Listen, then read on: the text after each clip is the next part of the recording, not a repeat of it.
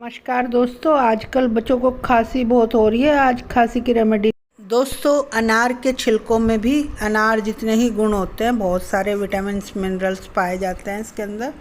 और सबसे अच्छी बात है, ये एंटी फंगल और एंटी बैक्टीरियल होता है। और इसलिए ये आज हम इसकी एक रेमेडी बना रहे हैं। ये हमने छिलके सुखा लिए थे।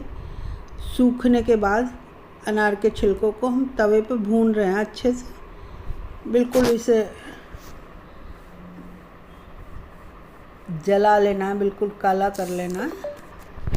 और फिर इसका पाउडर बनाएंगे। वो हम खांसी के लिए एक दवाई बना रहे हैं। आप बच्चे बड़े किसी को भी दे सकते हैं। ये बिल्कुल सिम आंच करके हल्की हल्की आंच पर भूनते रहेंगे। करीब 5-7 मिनट लगेंगे। 5-7 मिनट में ये तैयार हो जाएगा।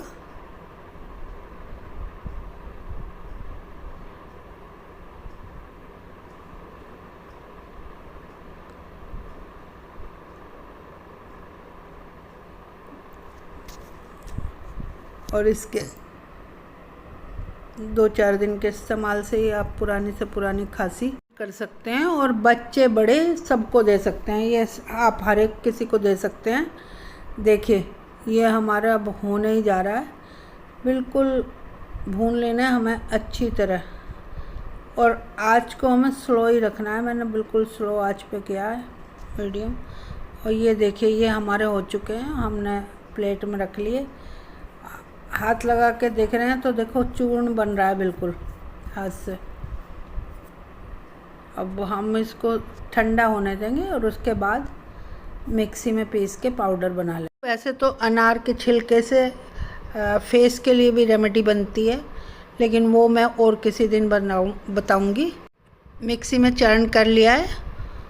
और इस पाउडर को हमें अब देखिए बिल्कुल बारीक पाउडर बन गया। फिर भी छानना है, क्योंकि हमें बच्चों को भी देना है, इसलिए हम छलनी में छान लेंगे।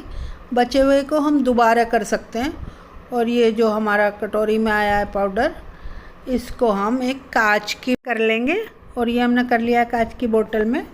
और अब हम इसमें मिलाएंगे शहद। दोस्तों, शहद जो होता है, वैसे तो शहद गले के लिए खुद में ही बहुत अच्छा है, लेकिन इसमें सूदिंग प्रॉपर्टी होती है और ये गले की खराश को दूर करता है, साथ ही बलगम को ढीला करके निकालता है। तो हमारे पास बस हमें इसमें शहद मिक्स कर देना है और ये हमारी रेमेडी होगी रेडी। अब इसे मिक्स करेंगे अच्छे से और ये हमारे तैयार है।